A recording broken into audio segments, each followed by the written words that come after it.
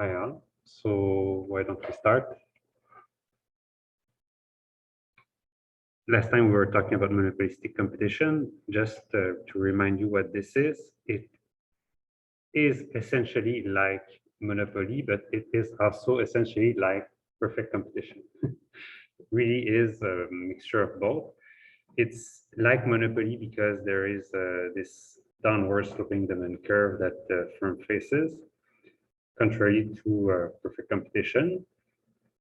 But contrary to monopoly, then firms can enter at will in the market. It's just that they have their own brand. So in the end, they don't make a profit. And how do you see that in the long term, they don't make a profit? You see it on this graph there, where in the long run, they produce a quantity QL, which is just flush with the long run average cost curve. So if at this quantity QL, they have PPL, then for each unit that they sell at price PL, and the average cost to produce it is exactly this same cost, long run average cost. So they don't make a profit. Yeah, so it's exactly a mixture of both. If you want to know what the difference between this and monopoly, it's that firms enter the market at will.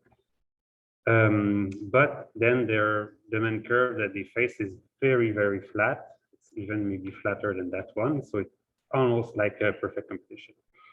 And then what's the difference between this and perfect competition? Well, in this case, they do sell sort of a differentiated product, not a uniform product.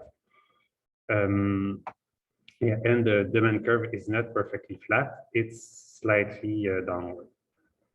Right, so this is what we've seen last time. So I'm not going to ask you a question. I'm sure you don't have had time to think about them. If you do, please stop me. Okay, so yeah, so just a conclusion on the theory. So the firm produces an output that is less than that corresponding to the lowest point on its long run average cost curve, because we see that it's here, not there, right? So there would be perfect competition, which would happen if the demand was perfectly flat. So here we just a bit before. So it's looks like we could do better. We could be doing better as a firm. We could be selling at a lower cost than we are. But we do choose to sell at this point because at this point is always at the point where the marginal revenue equals the marginal cost. So the best thing we can do is sell here because of our slight market advantage, our slight market power. Yeah, so this excess capacity theory is the property of long-run equilibrium, monopolistic competition. Yeah, so it's not something that's super easy to measure, but it is one property of monopolistic competition. Okay, so that was one flavor of imperfect competition. Now we're going to see today another flavor, which is oligopoly. So oligopoly is really different from perfect competition. So they say, yeah, monopoly profit maximization is complicated. It's not complicated. It's just you have to have a model which explains the firm's behavior. So why is that important? So here we each firm is so we why is it quote unquote complicated? That is because here we have a few number of actors. So this is something that economists started realizing early on is we get to a very efficient situation on the market when people are in competition against each other to try to just grasp the last small bit of profit that they can make on the market, so that in the end they all fight each other and they set the price as low as possible, which is the best for customer. Now, what happens when you have few individual or few firms? Well, firms have to deal with two things. So they know that there are few firms on the market.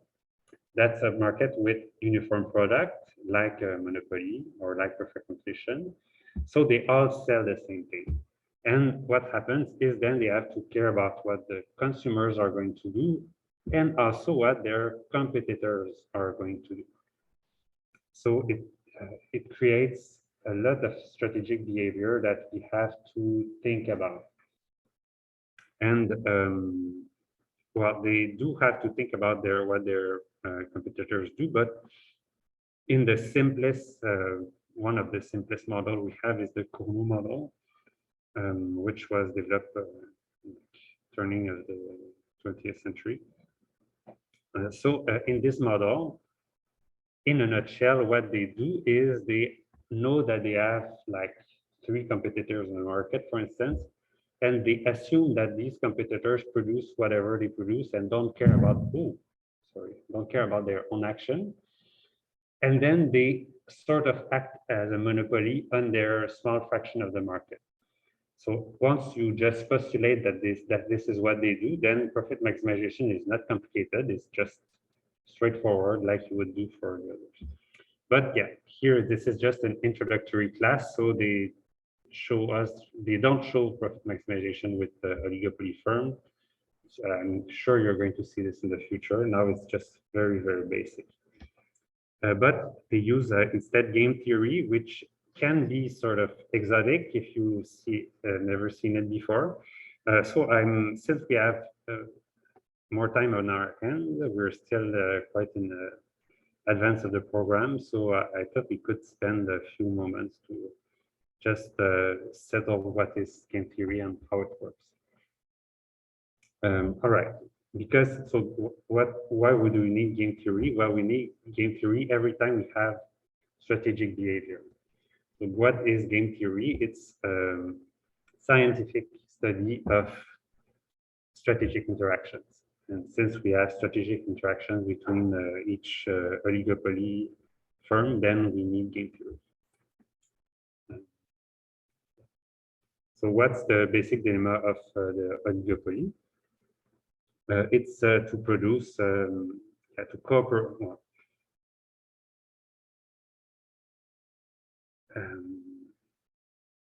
Yeah, so they have to choose basically between are they going to cooperate between each other, or are they going to compete?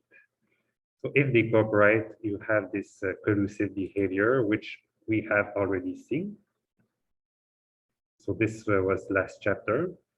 And in that case, they just act like they would be a monopoly, and then they share profits among each other, but then there's incentive to cheat. And if they do cheat, then they can make a better profit from themselves if the other members of the quote-unquote cartel don't cheat as well. So this is why we have this. So it creates a very simple game that we are going to study later.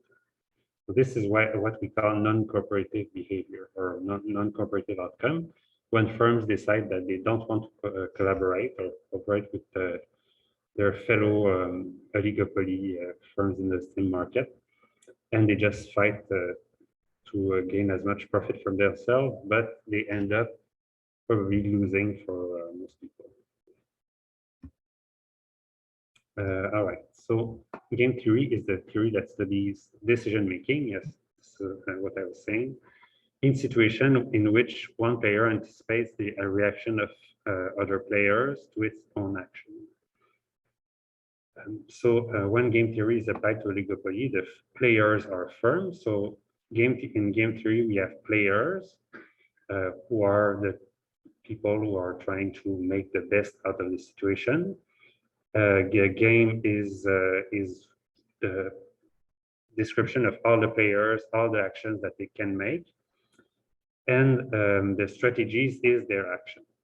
And here the game is the market, and the strategies is their price or decision or output decisions. So this is what they can choose to do, and payoffs are going to be their profit. So by the way, so this is presented this way. Oh, I think I skipped the slide. Yeah, okay. Yeah. By the way, it's presented such that game theory can be applied to oligopoly. But historically, this is rather backwards. So yeah, let me just add some comments. So historically.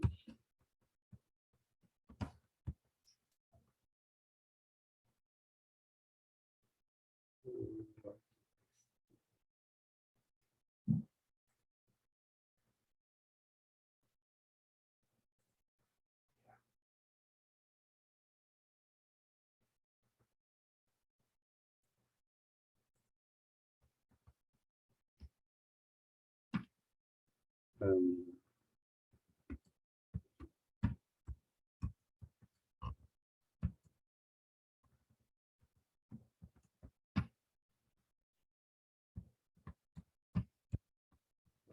precursor.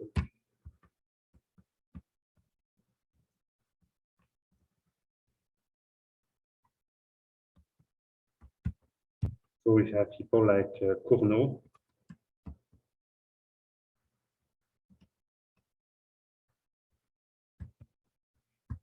You see, it's very old. So 1801, 1877. And yeah, Bertrand.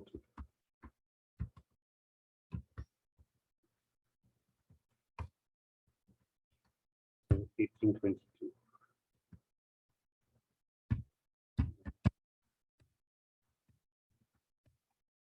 And since most of game theory was developed during the 20th century, so you can see that really this theory of oligopoly was developed much before that. So economists started thinking about how firms would interact, and then mathematicians and I would say political scientists have realized that their set of ideas or their methods could be applied to any sort of problem. Now it's game theory is applied to so many things, especially in sports, of course, and in games, but in sports a lot. Yeah, in political science and many different spheres. Okay, so how does the game work? So consider just a game with two firms. That's all we need for now. So it's what we call a duopoly, so two firms, in which both firms are producing an identical product, and there's a single market price. So the only choice for each firm is how much output to produce. So by the way, this would be like Cournot. Cournot theory is exactly that. Yeah, so if the two firms cooperate, then they decide to collude. So they restrict their own production to to make sure that the total quantity is exactly like what a monopoly would do, and then they share the remaining profit. But then each firm can also decide to not cooperate, so compete. So if they compete, they each produce more than half, say 2/3 of the monopoly output, and both firms earn low profit. So why would they decide to compete? Well, the game actually is to hope that the other will cooperate, and then if you choose compete, you get a higher profit for yourself. The problem with that is, of course, if they both compete, then it's very good for consumers. We get low price, they get low profit, but it's bad for them. So here is the game. So here it's what we call a matrix, yeah, in matrix form, or in yeah, standard form, we would say. And this game is a famous example of one, probably the first game that every student learned in game theory, which is it written there? I'm not too sure. So it's like somebody knows.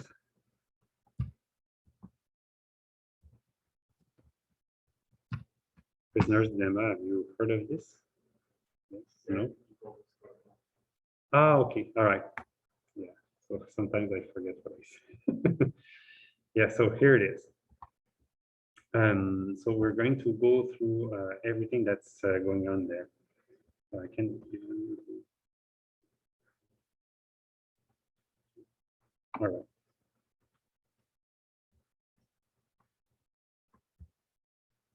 Okay, so firm A has two options: cooperate or compete. If the firm, so in Cournot theory, the firm A can choose whatever production it likes. Now this is a simplified version, so the firm A has only two options. Either it's going to produce one half of what the monopoly would produce, or if it competes, it produces 2/3 of what the monopoly would produce. Firm B can do the same, so it can either compete or cooperate. If it competes, it produces 2/3 of the monopoly output. If it cooperates, it produces one half of the monopoly output. And so what do they gain? Well, if they both cooperate, they both get a nice paycheck of 20 million in profit. If they don't both not cooperate, so they set a large quantity, but the market price is much lower because consumers have downward sloping demand curve, so they pay less. So they both only get 17 million. So why would they choose to compete both? Well, because each firm hopes that the other is going to cooperate. So if, for instance, firm A competes and firm B cooperates, so we get to this outcome right there, which gives 22 million for firm A rather than 20 million, and 15 million for firm B rather than 20. So firm B gets a very bad outcome for this case, but firm A gets even better. And the reverse is true if firm A cooperates and firm B competes. So firm B gets a nice paycheck and firm A is in a bad spot. All right. And now the question is for you to guess what will be the outcome of the game. So I'm not telling you right now. So take a minute to imagine what's going to be the outcome of the game. What will each firm decide?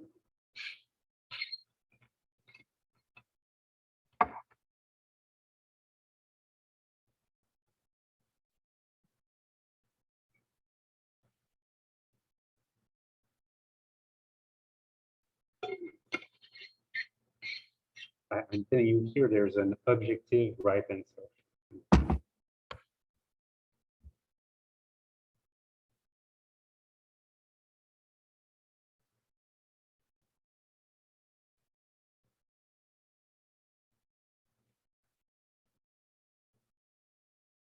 No intuition, no idea. Yeah. They want to compete. The reason why is that the two options you get or 20 billion, the options that you get before are 24, 15, 20. So in both cases, All right. So that's exactly the right answer. And this is called dominant strategy equilibrium. And so what outcomes we get? We get that one. So, but before talking about the dominant strategy equilibrium, which they don't talk about in the course, so for the exam, you don't need to know what this is, but it's my heart hurts knowing that they don't talk about it. So we're first going to ask what are the Nash equilibria in the game. What's a Nash equilibrium? It's an outcome of the game for which, from which no firm would like to deviate by itself. Okay, so that's the definition of Nash equilibrium. They talk about it.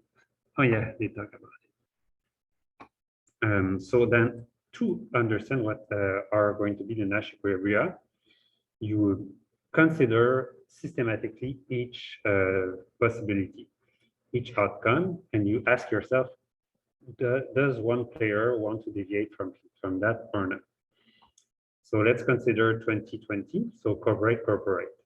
Would somebody want to deviate from this? Well, let's ask firm A. Firm A, you chose cooperate. Are you happy with your choice? Well, I made 20 million, but the other option was compete, and oh, I would have gotten 22 million since the other firm B strategy is considered fixed for now. I ask myself, would I deviate by myself? So I would deviate. So, okay, we can scratch this one. This one is not a Nash equilibrium, right? Second possible outcome, let's ask that one. So in this outcome, could that be a Nash equilibrium? Well, if that was the case, both firms would like to stay here. So let's look at firm A. Firm A chose compete, got 22, and if it changed its mind, it would get 20. So firm A is perfectly fine here. But then firm B looks at what it got 15 million, and if it chose compete rather than cooperate, it would have gotten 17 rather than 15. So it's better. So firm B has an incentive to deviate. So scratch this. This is not an equilibrium. Let's consider, let's see that one. In that one, who is going to deviate?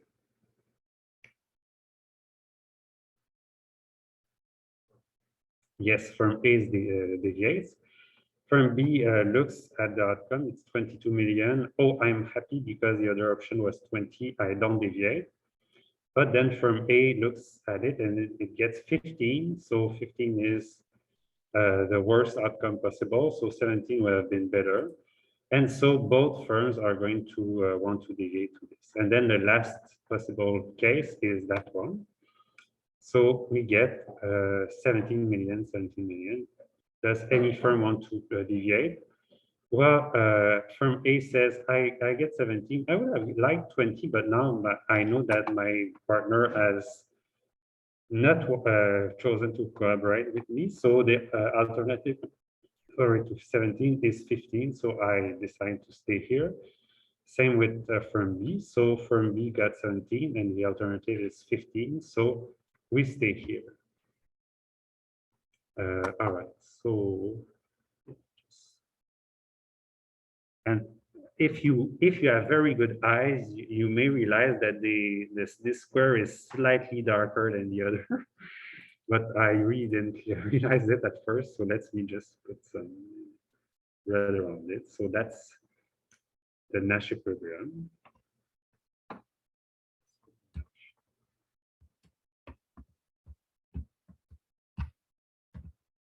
So outcome, no player would choose the given the strategy of the other. Here I write player, but it's if you could have games with more players, would be given the strategy of all the other players. All right, but then we can ask ourselves even more. So that's one outcome, and then additional layer to that is there a strategy that is always better no matter what the other does? Well, yes, compete is always better. So for firm A, let's look at compete. So if firm B competes, I'm better to cheat and get 22, or not cheat but compete, so I get 22. And if firm B competes, I'm better off competing as well, getting 17. So yeah, in this case, so compete is also dominant strategy. Equilibrium.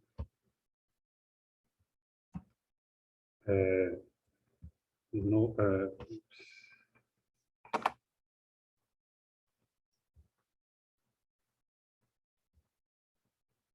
And why? Because complete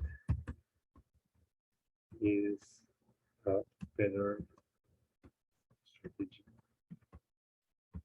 No matter what the other. So of course you can see that if something is a dominant strategy equilibrium, then it has to be a Nash equilibrium, but the reverse is not true. So something may be a Nash equilibrium, but not a dominant strategy equilibrium. All right, so that is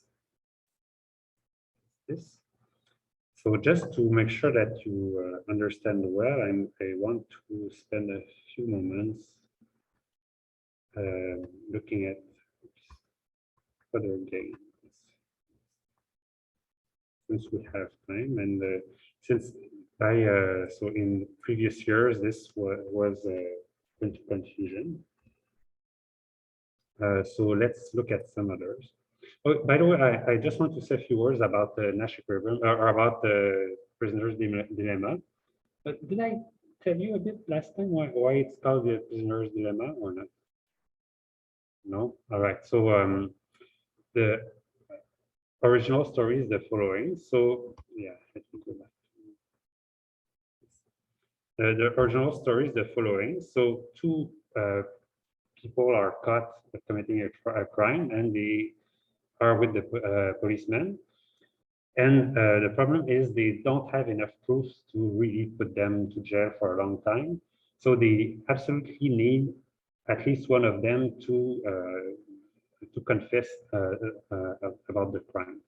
So what they do is they put each prisoner in their own cell, and they each ask them the following. So they say, if nobody, neither your partner talks, then you both get a light sentence for just sort of doing some breaking there, but you can't prove that you did the crime. If you both talk to us, then you both get like 10 years in jail. But if one of you talks and the other doesn't talk, then the one who talks goes free, and the other who doesn't talk gets like 20 or 25 years in prison.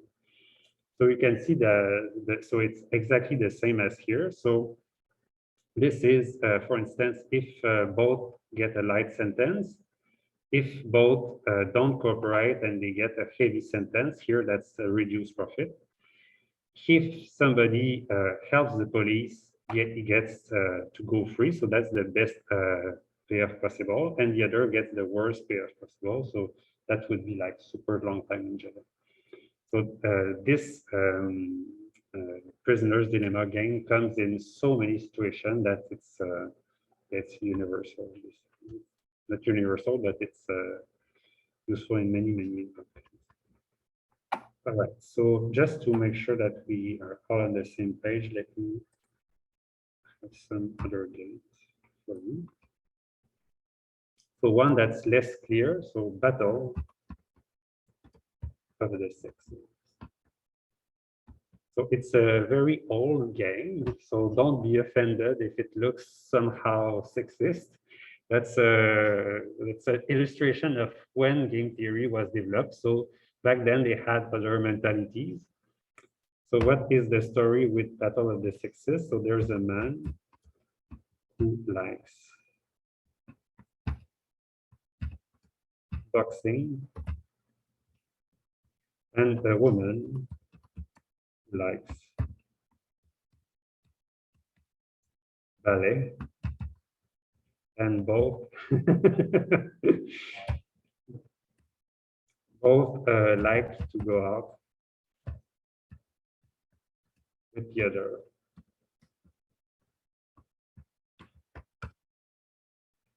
So this is going to be called a cooperation game. So let me draw it quick.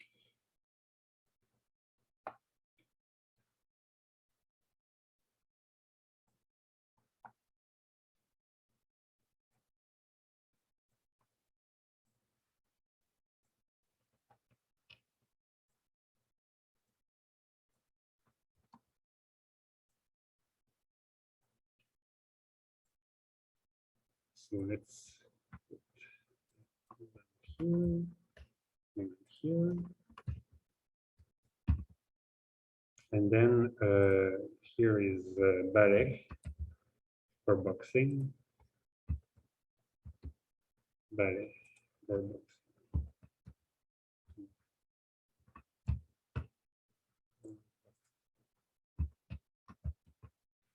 Okay, so if they both go out and watch a nice ballet, so the man gets a satisfaction of 1, but the woman gets a satisfaction of 2. So we always put the left player first there and the right player second. If they both go out and watch a nice boxing match, then the man is super happy, gets 2, the woman gets 1. If they sort of don't choose the right strategy and they miss each other, then yeah, they don't enjoy themselves all that much, so they both get 0. Right? And then the question for you is, what are the Nash equilibria?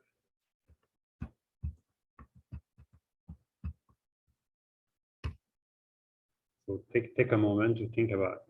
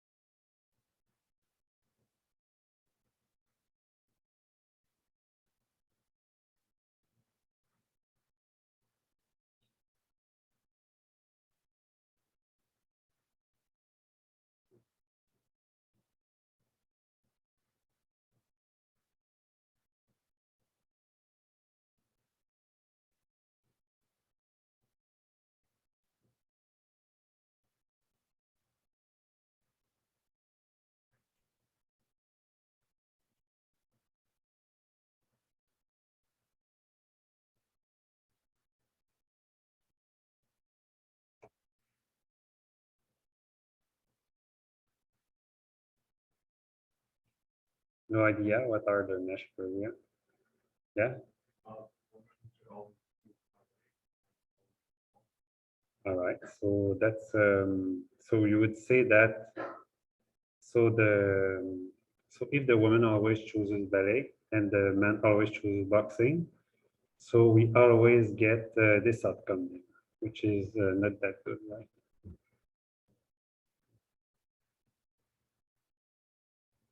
Yeah, that's very different from what we're used to doing in economics, because the computation is sort of very easy, but you really have to be systematic. That's the way to not mess up, is to just start with a situation and ask yourself, is that good? Is that bad for player 1, player 2? That's the way to do it.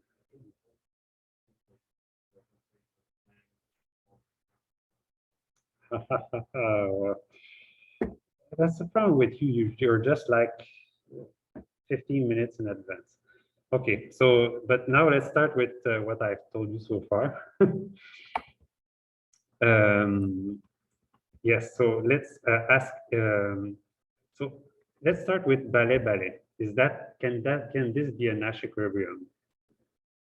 Well, ask yourself, if you're the man and you're at ballet, what is the alternative? Well, you know that the woman has chosen ballet too, so the alternative is going boxing, but boxing alone. So you get 1 if you stay at ballet, 0 if you stay at boxing, if you go to boxing, because you're going to be alone. So you choose not to go, you stay here. You're the woman, ask yourself, do I stay at ballet or do I go to boxing? Where if I stay at ballet, I get 2. If I go to boxing, I get 0. So I'm happy too. So we know that man is not going to deviate, woman is not going to deviate. So ballet is a Nash equilibrium. Now, is boxing ballet a Nash equilibrium? Well, you look at either of one. So for instance, woman is at boxing, she gets 0. But if she deviates, she gets 1. So of course, she's going to deviate. So that's not an equilibrium.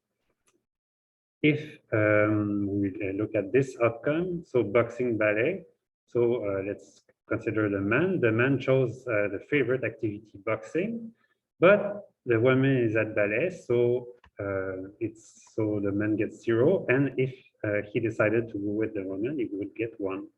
So 0, 0 is not a Nash equilibrium. Finally, last possibility. Boxing. So will the man deviate? Well, he gets 2. It's his favorite activity. If he deviates and chooses ballet, he gets 0.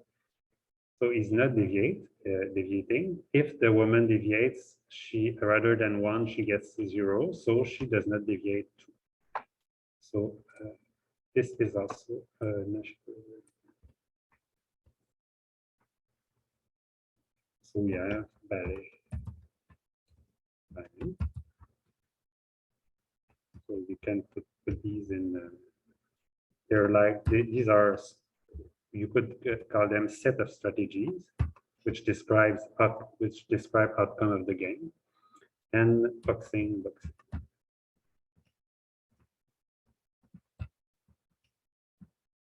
Right, and this is what we call a cooperation game.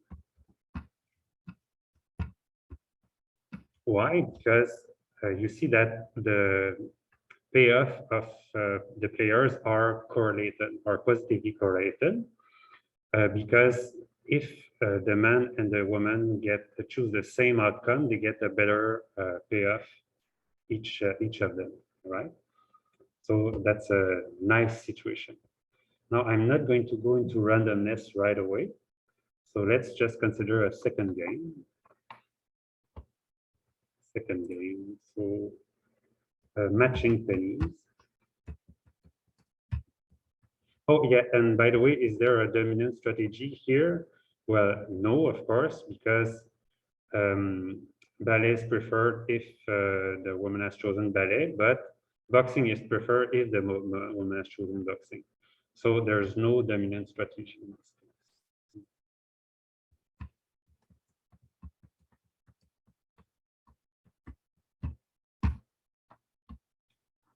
All right, matching pennies. So in France, I call it the scoring game.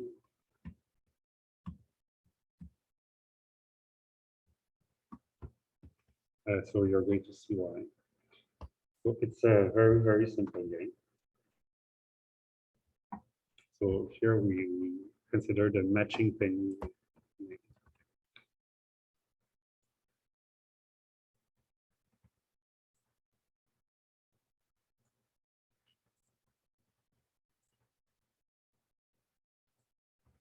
So the name of the two players are called even and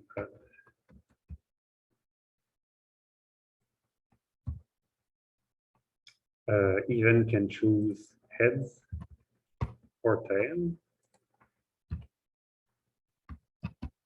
and odd can choose even heads or tails. So they both have one penny, and they decide whether so they don't show it to the other player, and then they decide whether they choose even or they choose head or tail.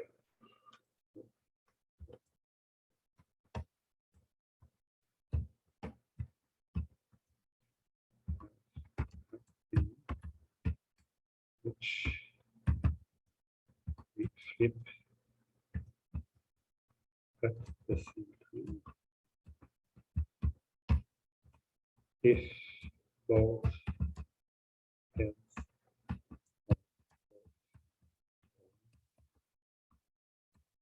even wins,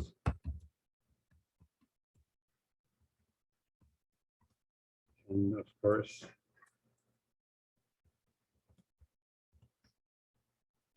if head tail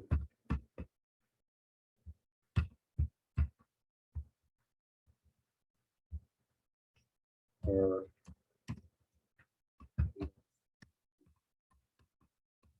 and add.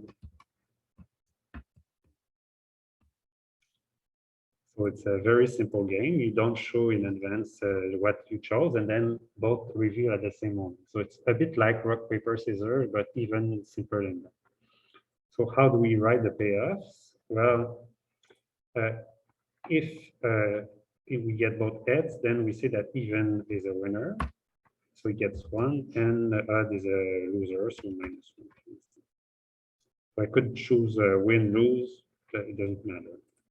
If they're different, then even loses, but odd wins. And same thing in reverse here. So it's one, and one. Okay. And now same question. What are the Nash equilibria?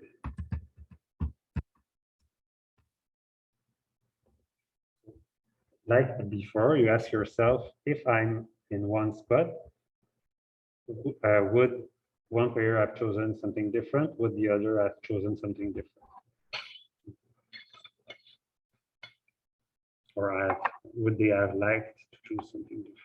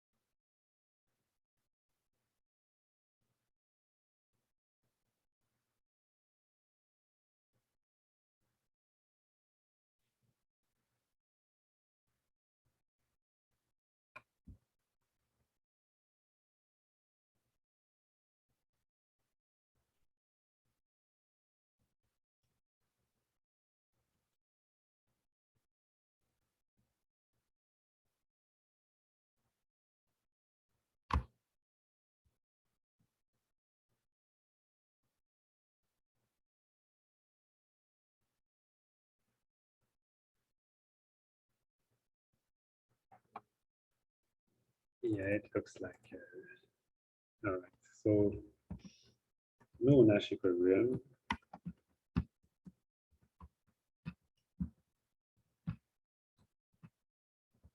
So then what's the best strategy?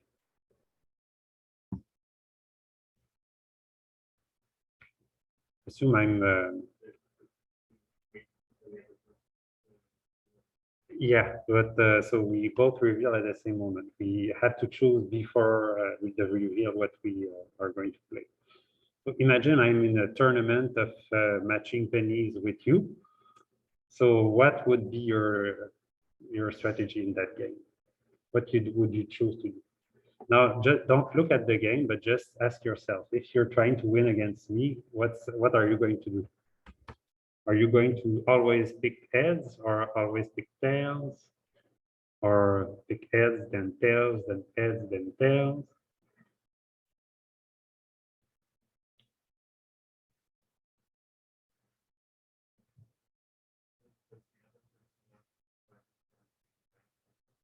Yeah, both decide in advance.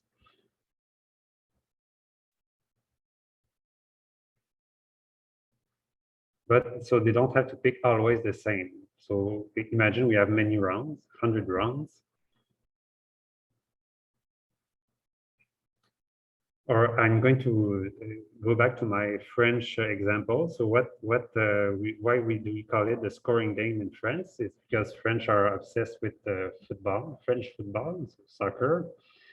And what happens in soccer is when you have a penalty kick, then it's just for the goaler is too difficult to just react to whatever the person who kicks the ball does, because it just goes too fast.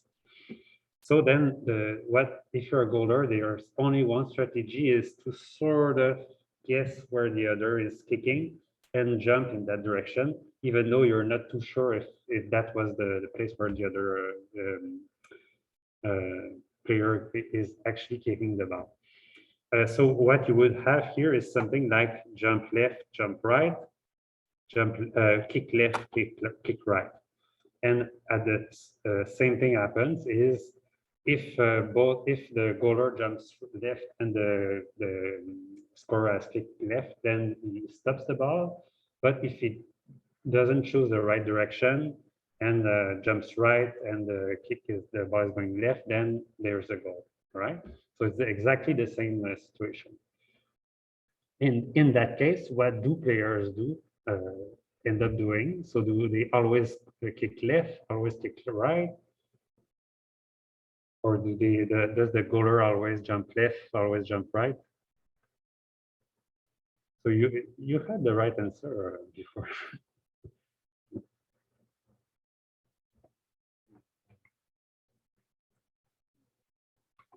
Yeah, Matthew got it right too. So, but if you choose head always and go back and forth. Yes, but if I see you going back and forth, back and forth, back and forth, I'm going to anticipate your move, and I can overcome it and always win if I'm able to predict what you're going to do. Right?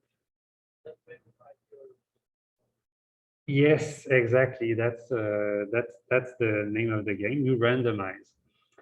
So there's no Nash equilibrium. What we say is in pure strategies,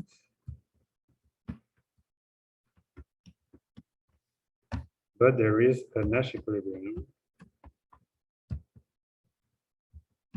in mixed, which is randomized.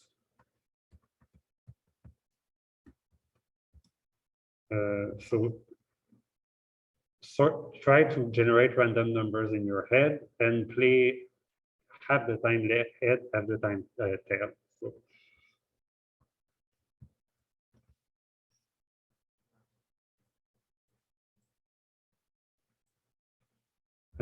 yeah, yeah.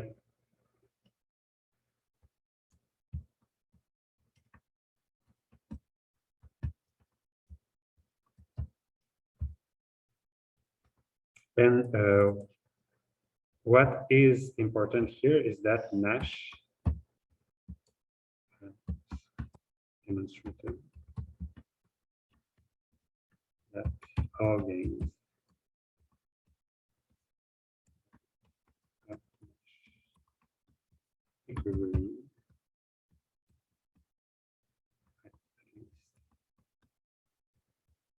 if mixed strategies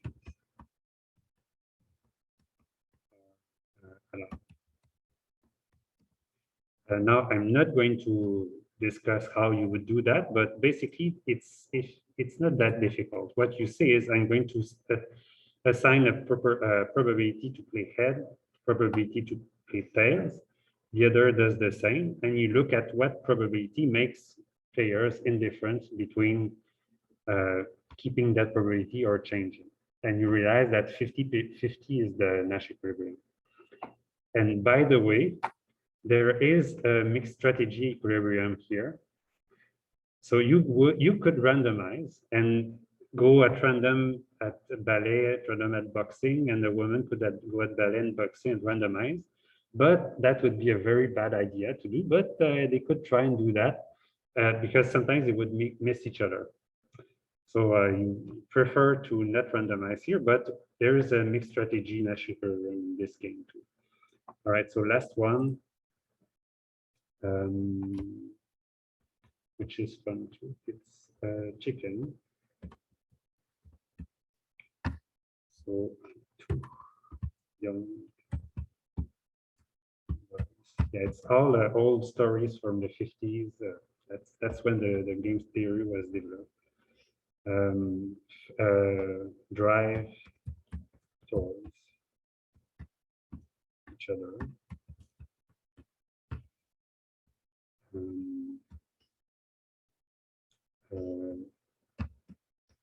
If so, the first two swerve deviate.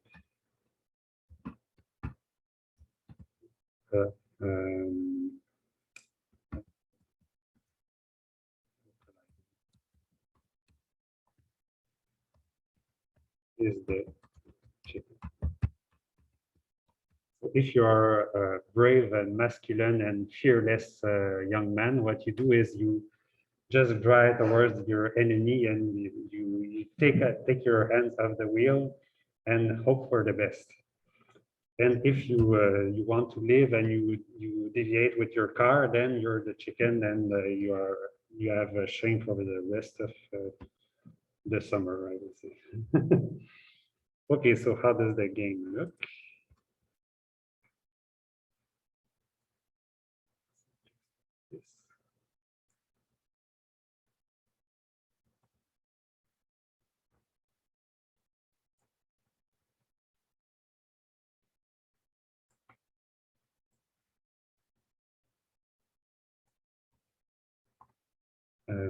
So we have, I'm going to call them 1 and 2, they're the same, we don't care. So we can swerve or straight.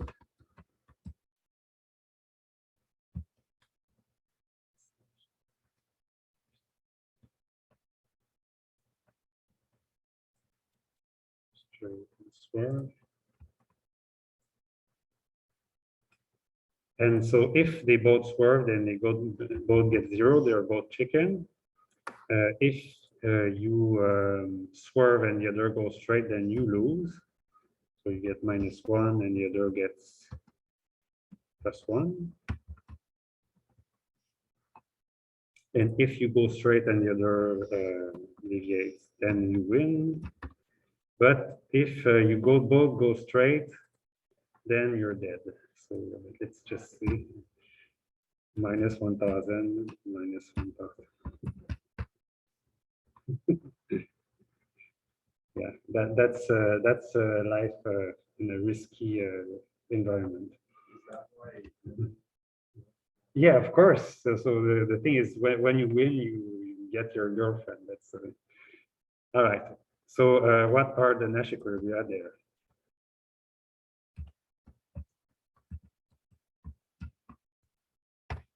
Always ask yourself, can something be a Nash equilibrium? So you look and you ask, is somebody going to want to deviate from that outcome or not? And now we don't consider mixed strategies, so it's just plain simple, pure strategy. Just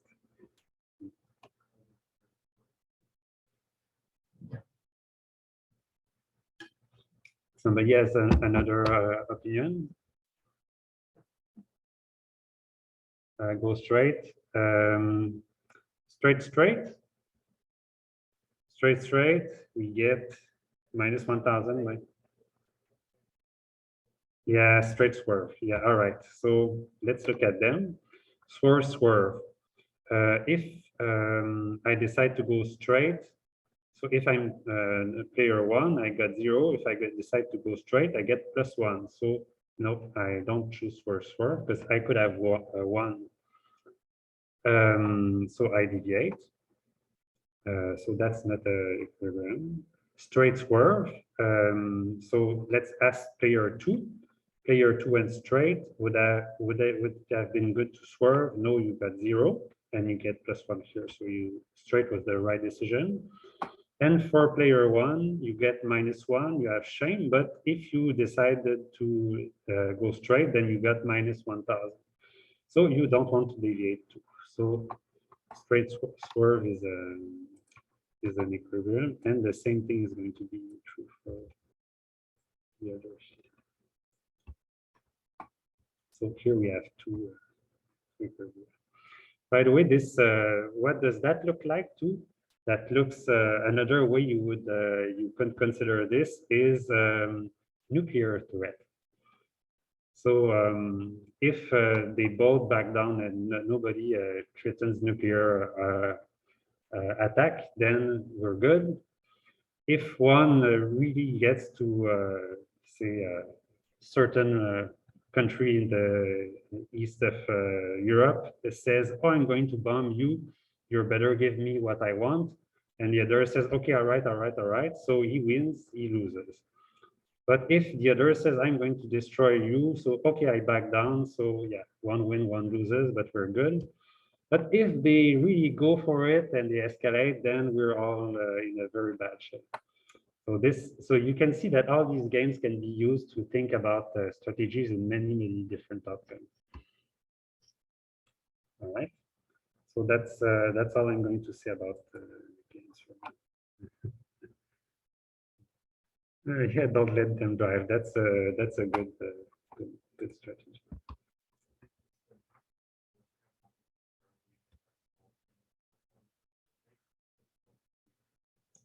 Yes, so that's a good point. So Nash equilibrium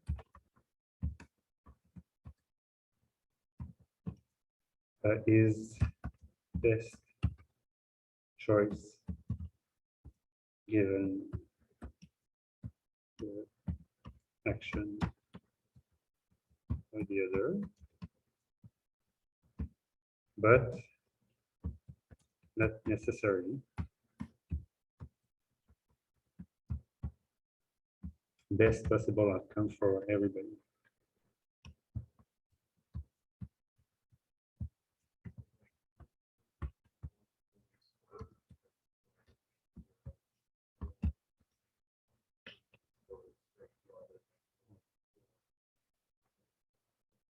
Yeah. If the other guy looks crazy in the eyes, yes, I would swerve. And by the way, that's sometimes some people say that's the strategy if you're a dictator. If you look like a very rational and cool-headed guy, then there's just no way that you can be convincing. You have to look somehow crazy, so we have to back down and respect what you're going to. But maybe so yeah, Boris Yeltsin, people said, yeah, he's drinking a lot. Maybe sometimes he gets. So that's part of the game. You have to be yeah, because obviously this is super irrational. So if you think there's a single small chance that the other is going straight, then obviously you want to avoid that. Yeah. All right. And so let me go back to this. And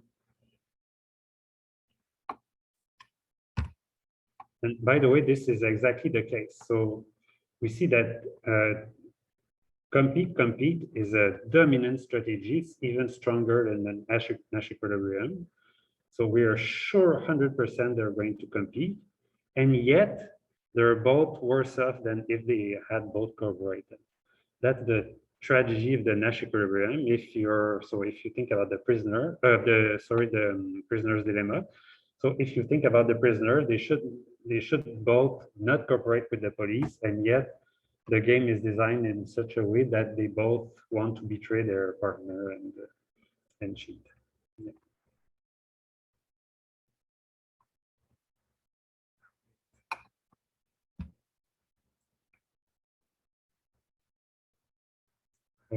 All right, so let me go back to this. So a Nash equilibrium is an equilibrium that results when each player is currently doing the best it can, given the current behavior of the other players. So here, the best action is to compete no matter what the other firm is doing. So this is called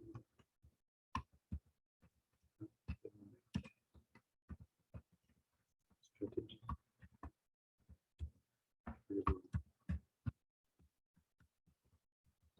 Oh, and by the way, you have many different other sorts of equilibria.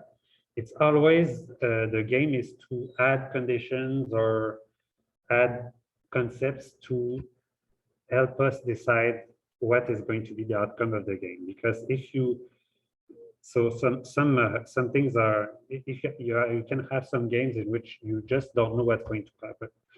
And by the way, for chicken, there is one concept of equilibrium, which is called trembling hands, which sounds is exactly like it sounds. It's you allow for the possibility that the one player wants to pick swerve, but then the hand trembles and you click the wrong button, and then you would be in very big trouble. So if you know that this is an option, then as you said, you would choose swerve all the time. So yeah, so we have many different sort of equilibrium. The game theory is super interesting. So yeah, it can get a bit difficult if we go too far, but yeah, for these sort of things, that's really fun. It's used in biology and sports and many things. Yeah, so in that game, the Nash equilibrium has both firms competing and producing the highest level of output. Yeah, so the Nash equilibrium does not maximize joint profits. In this classic example of the prisoner's dilemma, because this is 2020 would be better than 1770. Oh yeah, by the way, there was one thing I forgot to say, so just about this.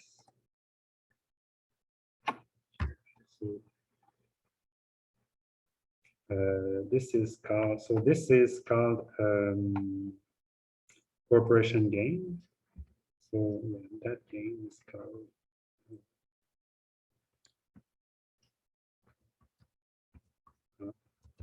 zero sum game. So that's where zero sum game comes from. And why is it zero sum? Because what you do is you add up the payoffs, the payoffs of the players in each possible outcome, and you see that 1 minus 1 is 0, minus 1 1 is 0, minus 1 1 is 0, 1 minus 1 is 0. So it's the sum is always 0. So this is always the case when you have just games that are competition between one player and the other. One wins, the other loses. Contrary to here, which is yeah, positive sum game.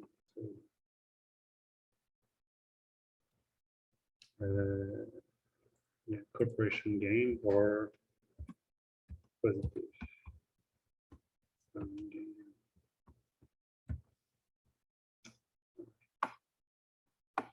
And of course, the Nash, the prisoner's dilemma is also a corporation game in a way, but that, well, I don't know what sort of game it is, but it's not zero sum because they could both have better.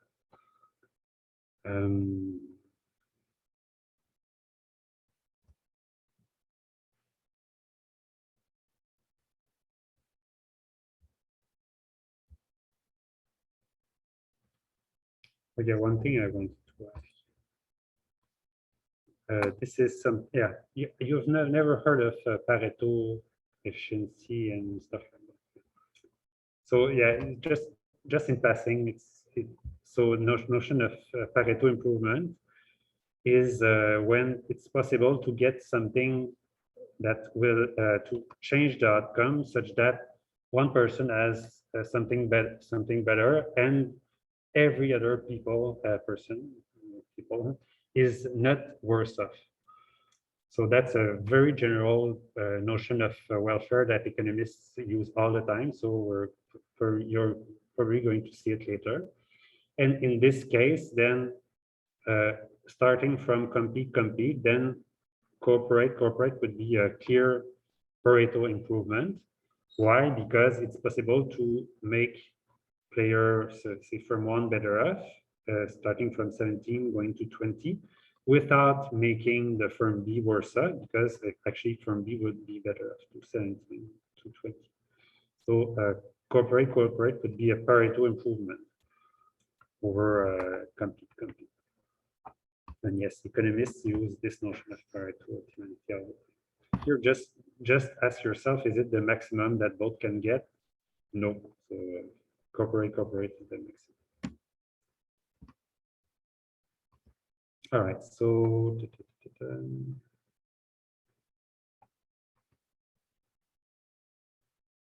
oh yeah, okay. So we can use again games to describe other settings. So firms can interact when they change different, charge different prices for their differentiated products. So this is more of a Bertrand competition has been developed quite a lot.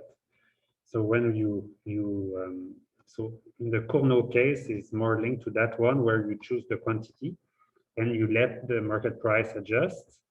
But you could also say, I'm going to pick the prices optimally given the other person strategy. Or I'm going to develop another product or not. So again, it's all about strategy. So do you think that you're going to outcompete your competitors next quarter or next year or next 10 years if you have some new product? So everything can be modeled as a game, and it's been used in many situations just to describe what the competition may look like. Yeah, so this is what we said. So firms agree to cooperate to restrict output and raise prices. So that's called collusion. It may occur with or without an explicit agreement. So we've said that last time. So yeah, this is a bit repetition, but like gas stations. So you don't know whether they do cooperate or they do collude or not, but they don't need an explicit agreement. Where explicit agreement occurs, there's overt or covert collusion, depending on whether the agreement is open or secret. So open is like opaque. So everybody knows they do that. And secret is illegal. So it's like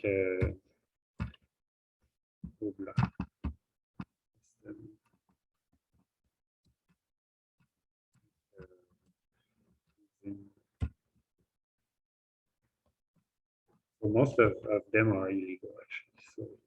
So if you try to hide your tracks. If there's no explicit agreement, so there's tacit collusion. So I could put it here.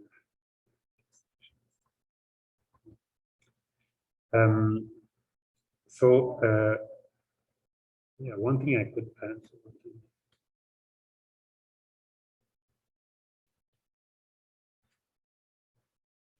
One thing I could add is that so all of the games we've seen so far are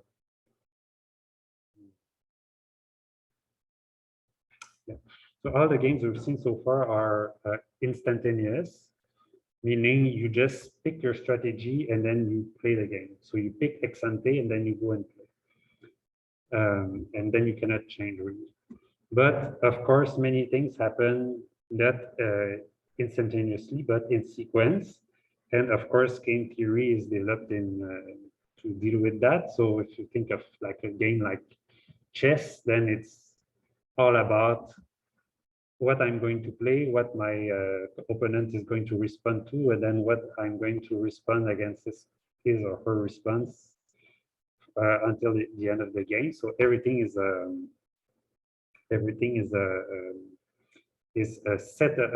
long set of strategies that feed into each other. So economists have thought of how gas station could be doing, or how they could be getting to some sort of tacit collusion between themselves. And how you would imagine that is the following. So I played the Nash game today. So I'm a gas station. I can either cooperate or compete. So if I compete, so the other one is cooperating. So I could get 22 million today rather than 15. So I would be better off competing. Problem is that so it's not the end of the world after tonight. If it were, then of course my best strategy would be compete, and the only program would be compete. Unfortunately, or maybe fortunately, the game goes on for another day, another day, another day. And what would this implicit argument look like? It would look like something like, are you being nice to me today? If so, I'm going to still be nice to you tomorrow. So if both cooperate today, then they look at it and they say, yeah, let's still cooperate tomorrow and the day after and the day after. So everybody's nice and everybody gets a nice hefty profit. But if one decides to sort of stab the other in the back and compete, then the other is going to retaliate and going to not compete the next day. So if you think about it, oh, I can get a temporary better profit today, but at the price of being here for the rest of the year or 10 years in the future, then it's just not worth it. So these are called repeated gains, or especially repeated prisoner's dilemma game. And you can show quite well that if there's a high enough probability that the game is going to be played again a second time, a third time, a fourth time, and if you know that you're playing against somebody who's going to be very, very unhappy if you deviate, then the best thing to do is just to never deviate, to just stay and cooperate. So you don't even need to write some piece of paper that says I'm going to cooperate. You just do it every day. Yeah, so that's for tacit collusion, but it can go to other.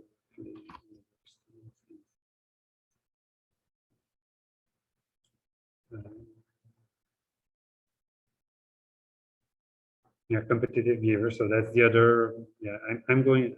There was something else I wanted to say with.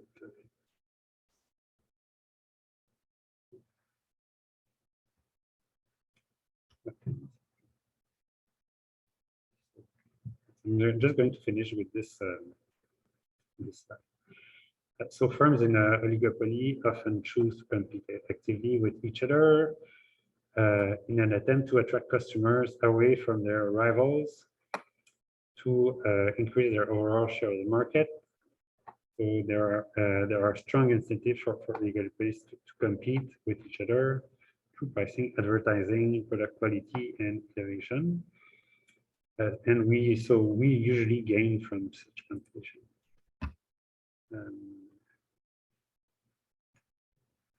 All right, so let's just continue here. Yeah, so that's we're going to like have a few slides on this chapter and then start the next chapter. So we're still ahead of time, but yeah, a bit less ahead of time.